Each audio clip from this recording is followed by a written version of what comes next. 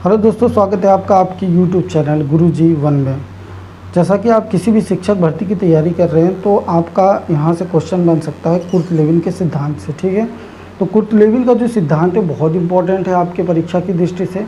तो वीडियो पर अगर आप आए हैं तो पूरा वीडियो पर बने रहिएगा, आपको अच्छे से इसमें जितने भी कंसेप्ट है वो समझाए जाएंगे। ठीक है, तो सबसे पहले कुर्ट-लेविन जो है वो कहाँ के थे, तो ये जर्मनी के वैज्ञानिक थे। ठीक है, सफलता का मतलब गुरु जीवन स्टडी टू स्टडी बात होगी। चलिए अगले स्लाइड पर चलते हैं और समझने का प्रयास करते हैं। देखिए, इनके सिद्धांत को क्षेत्रीय सिद्धांत कहा जाता है ना, और यह तरल अधिगम सिद्धांत के नाम से फेमस हुआ जो 1917 में लाया। ठीक है, इसके कुछ और नाम हैं, इसे टोपोलॉजिकल थ्योरी भी कहते हैं, है ना, थ्री फेज थ्योरी भी कहते हैं, प्राकृतिक दशा सिद्धांत कहते हैं। तो कई तरीके से पूछा जा सकता है कि कुर्ट-लेविन के सिद्धांत को किन किन नामों से जाना जाता है। तो क्षेत्रीय सिद्धांत, तरल अधिगम सिद्धांत, topological theory, three phase theory और प्राकृतिक सिद्धांत, ये इन सभी नामों से जाना जाता है। तो आप इन सभी नामों को ध्यान में रखेंगे ताकि अगर प्रश्न यहाँ से बने तो आप इसको कर पाएँ। चलिए अगले स्लाइड पर चलते हैं।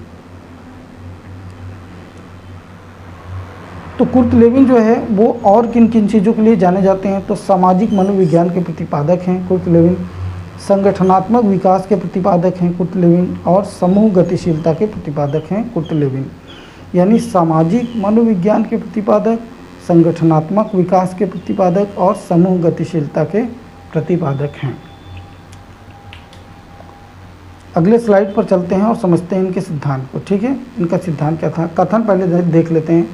व्यवहार व्यक्ति तथा वातावरण का उत्पाद है, यानी जो व्यक्ति में जो व्यवहार होता है वही वातावरण का क्या होता है, उत्पाद होता है। ठीक है, इन्होंने किया क्या था, तो इनके इस थ्योरी को समझते हैं कि इन्होंने एक यहाँ से मैं पढ़ देता हूँ। प्रारंभ में कुर्ट-लेविन गेस्टवाल्टवादियों के साथ थे, गेस्टवाल्टवादी के साथ थे।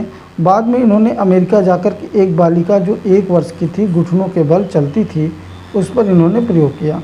बालिका के आगे एक खिलौना रखा था तथा जब वो खिलौना लेने का प्रयास करने लगी तो उसके आगे बाधा लगा दिया। किन्हें, कुर्ट-लेविन ने। बालिका दूसरी तरफ मुड़ जाती है और उन्होंने बार बार बाधा डाला, परंतु अंत में बालिका ने खिलौना को प्राप्त कर लिया और वो अत्यंत प्रसन्न हो जाती है। इस प्रयोग के बाद इन्होंने अपने सिद्धांत को प्रस्तुत किया। ठीक है, तो इनका प्रयोग क्या था कि एक छोटी सी बालिका थी जो 1 वर्ष की थी, जो घुटनों के बल चलती थी, और इसके सामने इन्होंने खिलौना रखा। जब ये खिलौना लेने जाती तो ये बाधा क्रिएट कर देते, बाधा ला देते उसके सामने।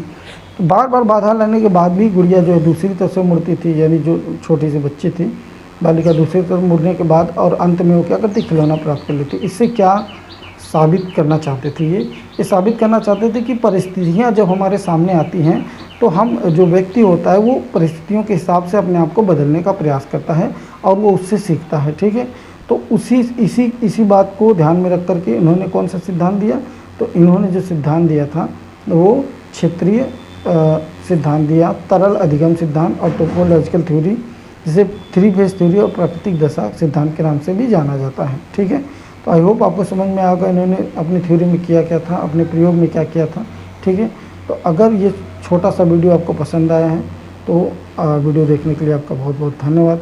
चैनल पर अगर आप नए हैं तो चैनल को सब्सक्राइब कर लीजिए ताकि आपको नए नए अपडेट मिलते रहें। चलिए मिलते हैं नेक्स्ट वीडियो में, तब तक के लिए बाय।